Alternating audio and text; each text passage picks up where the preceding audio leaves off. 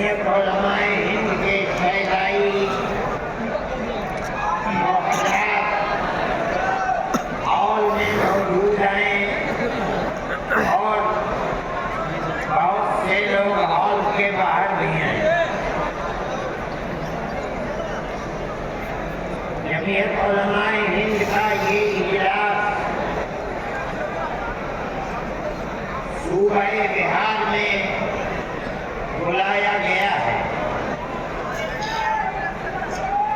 آپ حضرات کو یہ بات ضرور معلوم ہوگی اور جمعیت علماء کے ورکرز اس بات کو جانتے ہیں کہ جمعیت علماء تقریباً 100 سال سے اس ملک کے اندر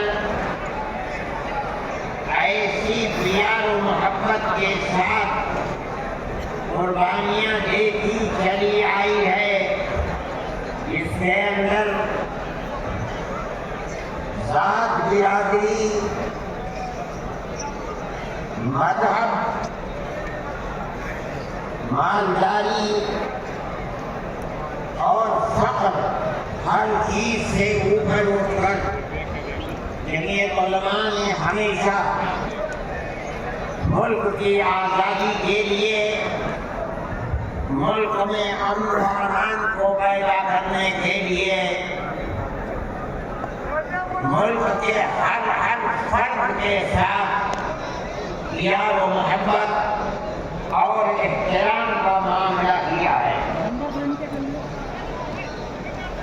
کبھی بھی ملک کے اندر بسنے والوں کے درمیان میں نفرت، دوری، ایک دوسرے کے گریبان پر ہاتھ ڈالنا، برا بھلا کہنا جمعیت علماء اور جمعیت علماء کے ورکرز اور اکابر کا یہ طریقہ نہیں رہا ہے۔ اسی طریقے پر ہم نے قربانیاں دے کر ہمارے بزرگوں نے ملک کو آزاد کرایا ہے۔ ملک کو آزاد کرانے کے بعد ملک کا دستور بنایا گیا۔ کوئی یہ سمجھتا ہے اگر کہ ملک کا دستور بغیر مسلمانوں کو ساتھ لیے ہوئے صرف ہندوؤں نے دستور بنایا ہے تو وہ بسم اللہ کے گنبد میں رہتا ہے، اسے دنیا کا کچھ پتہ نہیں۔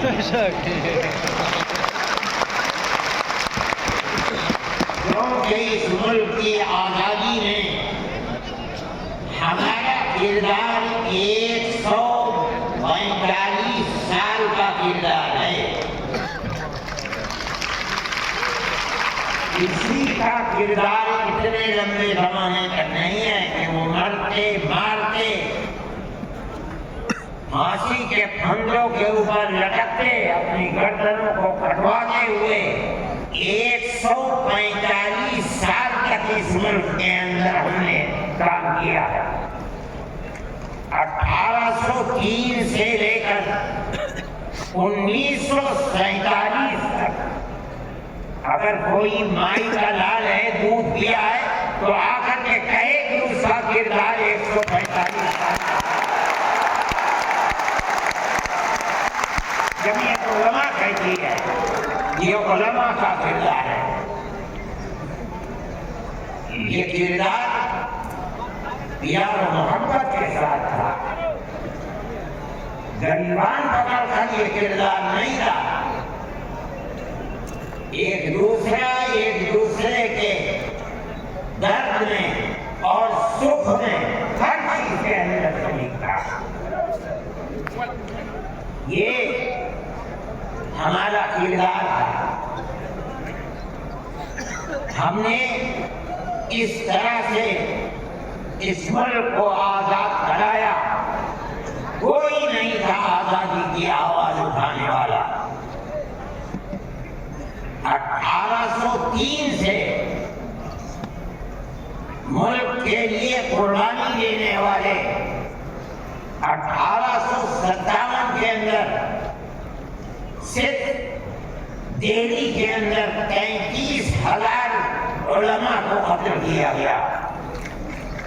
سنبھل میں، مراد آباد میں، میرٹھ میں سینکڑوں علماء کو جس کے جسم کے اوپر لباس عالموں جیسا ہوتا تھا اس کو پھانسی کے تختے پر چڑھا دیا جاتا تھا. کوئی نہیں تھا، کانگریس کا وجود بھی نہیں تھا. کانگریس تو بنی ہے 1883 میں اور 1885 میں اس کا پہلا اجلاس ہوا ہے. جبکہ 1803 سے حضرت شاہ عبدالعزیز صاحب نے اعلان کر دیا تھا کہ ہمارا ملک مسلمانوں کا یا ہندوؤں کا ملک نہیں ہے، نہیں رہا، یہ انگریزوں کا ملک ہو گیا، ہم غلام بن گئے. اب غلامی کی زنجیروں کا توڑنا اور جہاد کرنا ہر ایک کا فرض ہے. اور اس کے بعد جہاد کرتے کوئی مائی کا لال نہیں تھا جو انگریز کی اس طاقت کے مقابلے میں کھڑے ہو کر غلامی کی زنجیروں کو توڑنے کے لیے اپنی زبان کو کھول سکے. اس اعلان کے تقریباً 80-82 سال کے بعد کانگریس بنی اور کانگریس کا جو مقصد تھا جو آج بھی کتابوں میں موجود ہے وہ ملک کی آزادی نہیں تھا. مقصد تھا کہ جو دو جہاد ہوئے ہیں 1832 اور 1857 میں، اس کی وجہ سے جو ملکہ برطانیہ اور ہندوستان کے بسنے والوں کے درمیان دوری ہو گئی ہے، اس دوری کو دور کیا جائے اور حالات کو صحیح کیا جائے. علماء کا یہ نظریہ نہیں تھا. علماء کہتے تھے ملک غلام ہو گیا، غلامی کی زنجیروں کو توڑو، انگریز کو بھگاؤ، ملک کو آزاد کرو. یہ تو حالات تھے جس کے اندر مسلمان داخل ہوئے کانگریس میں. موجود ہیں ایک شخص نے حضرت گنگوئی رحمت اللہ علیہ جو ہمارے بزرگ ہیں، دارالعلوم کو کی بنیاد رکھنے والے ہیں، سن 1857 کے اندر جیل میں بند ہو گئے تھے. یہ سمجھتے تھے کہ قتل کر دیا جائے گا بغاوت کے الزام میں، لیکن چھوٹ گئے. ان سے پوچھا کہ ایک جماعت بنی ہے جس کے بنیادی کردار ہندو بنا رہے ہیں، کیا مسلمانوں کے لیے اس میں شریک ہونا جائز ہے؟ حضرت نے فتویٰ دیا جس طرح ایک ہندو اور ایک مسلمان کاروبار اور بزنس میں شریک ہو سکتا ہے تو اسی طرح کانگریس کے ساتھ مسلمان شریک ہو سکتا ہے، بشرطے کہ اپنے دین کا نقصان نہ ہو.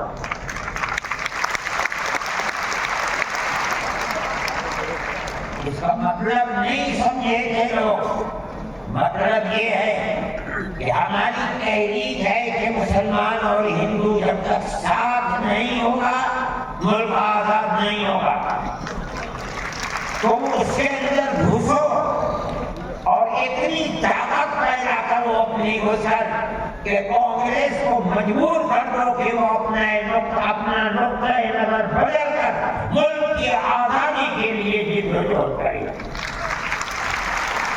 چنانچہ کانگریس نے اپنا نقطہ نظر بدلا ملک کی آزادی کو اپنا نقطۂ نظر بنایا اور پھر اس کے بعد ہندو اور مسلمانوں نے شریک ہو کر ایک دوسرے کے ساتھ چل کر ملک کی آزادی کے لیے آواز اٹھائی، قربانیاں دی ہیں اور انہی قربانیوں کے نتیجے کے اندر ملک آزاد ہوا۔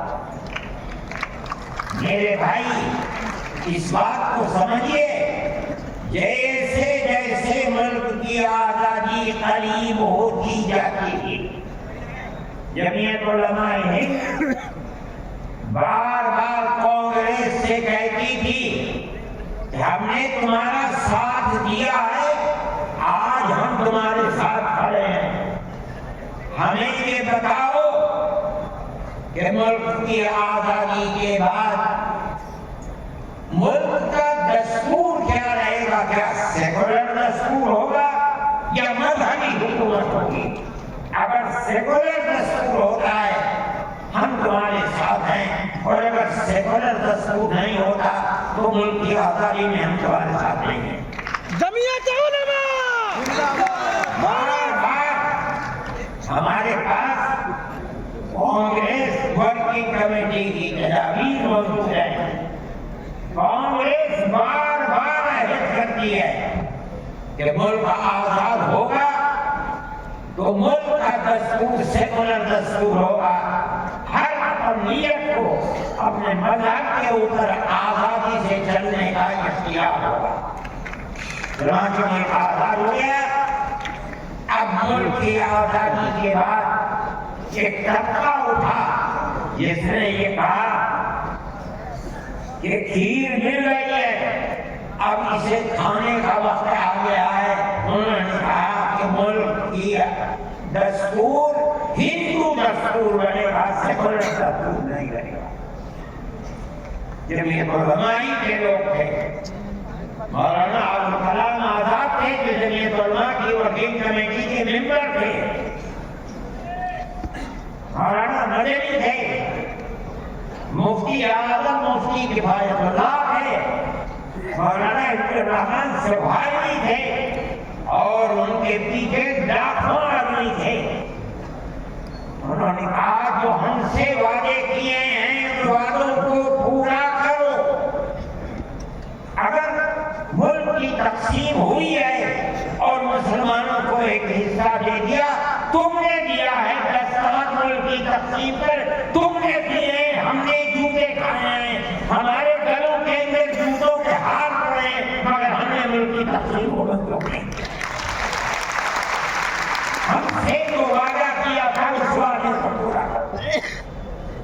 جو دستور کے اندر دفعات ہیں کہ ہر اقلیت کو اپنے مذہب پر چلنے کا حق ہے، یہ دفعات جمعیت علماء کی دی ہوئی دفعات ہے، مولانا ابوالکلام آزاد کی دی ہوئی دفعات ہے، مولانا مدنی کی دی ہوئی دفعات ہے، مفتی کفایت اللہ کی رکھی ہوئی دفعات ہیں۔ ان دفعات کی بنیاد پر ہر اقلیت ملک کے اندر ملک وہ حصہ سمجھتی ہے جو حصہ کوئی اکثریت کا فرد سمجھتا ہے۔ یہ جمعیت علماء کی تاریخ ہے۔ ہم اپنے مذہبی اعتبار سے دستور کو ہاتھ میں لے کر کہہ سکتے ہیں کہ ہمیں اپنے مذہب پر چلنا اور مذہب کو اختیار کرنے کا حق ہے۔ اس دستور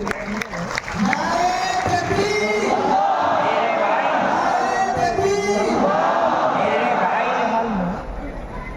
مجھے میرے پاس واسطہ نہیں ہے، میں یہ لوگوں کام نہیں کرتا، جب مجھے فرصت ملتی ہے تو میں اپنے مجھے آج صبح ایک صاحب نے دکھلایا کہ کل مودی جی نے، وہ بڑے آدمی ہیں، میرے ملک کے وزیر اعظم ہیں، انہوں نے تقریر کی ہے اور اس کے اندر یہ فرمایا ہے کہ وقف ہندوستان کے دستور کے اندر وقف کوئی چیز نہیں ہے۔ مجھے حیرت ہوئی کہ ایک ملک کا وزیر اعظم اور ہندوستان کے وزیر اعظم یہ بات کہہ رہا ہے۔ یہ وقت قرآن کا فیصلہ ہے، اللہ کے نبی حضرت محمد کا فیصلہ ہے، ہمارے دین کا دین ہے۔ وقت کا لفظ نہیں آیا، لیکن یہ بات آ گئی 25 اور 26 دفعات کے اندر کہ اس ملک میں ہر اقلیت کو اپنے مذہب کو پکڑنے، اپنے مذہب کو چلنے کا اختیار ہے۔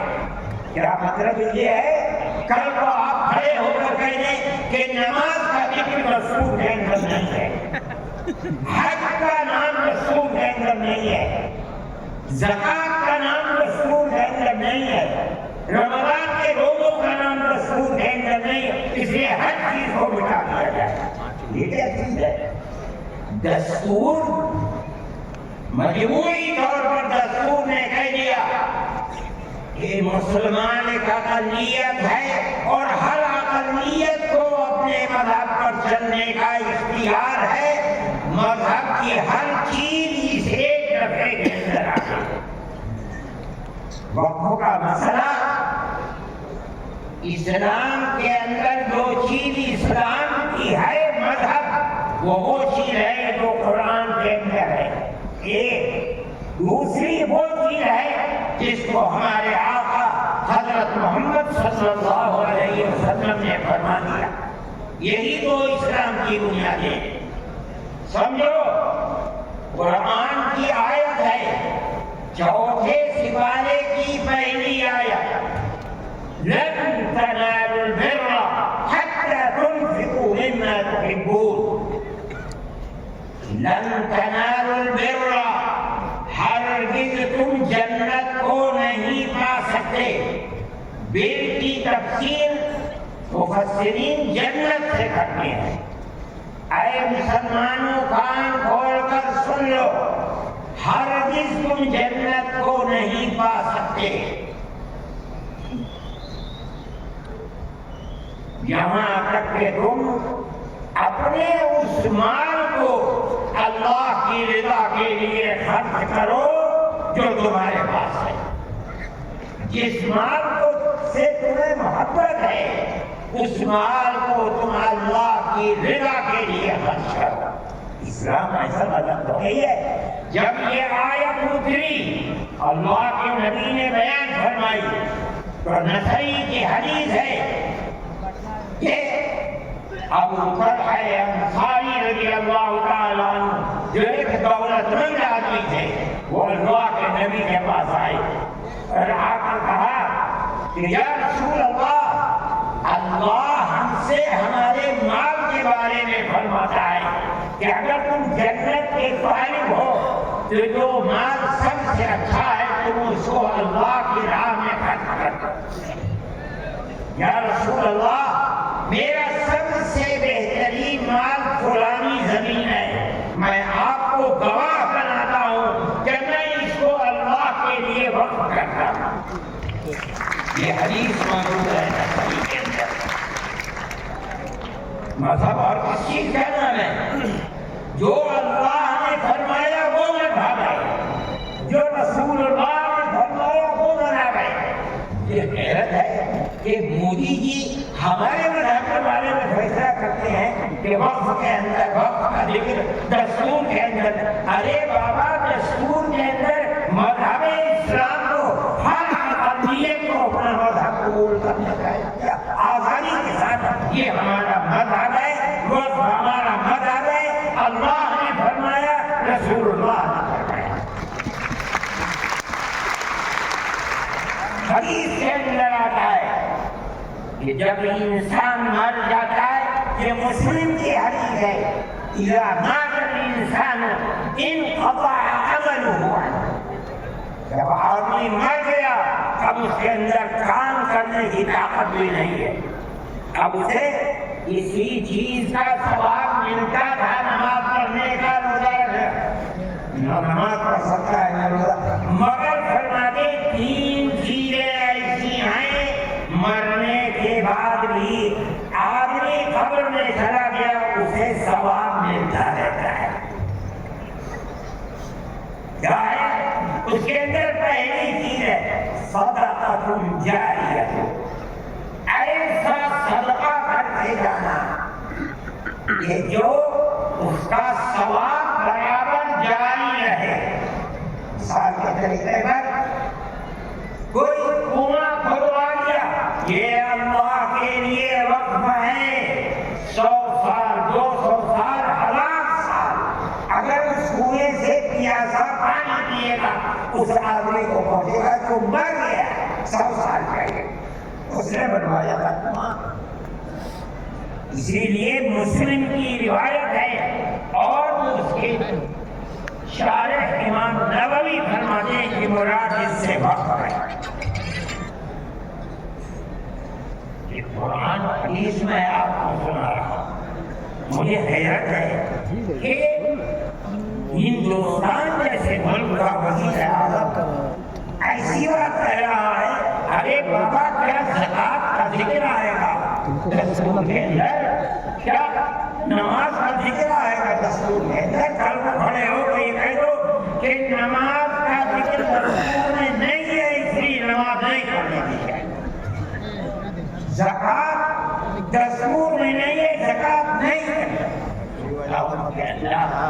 ملک کا کون بول رہا ہے؟ وزیر اعظم بول رہا ہے، ایسی چیز بول رہا ہے جس کے نسل ہے نفر،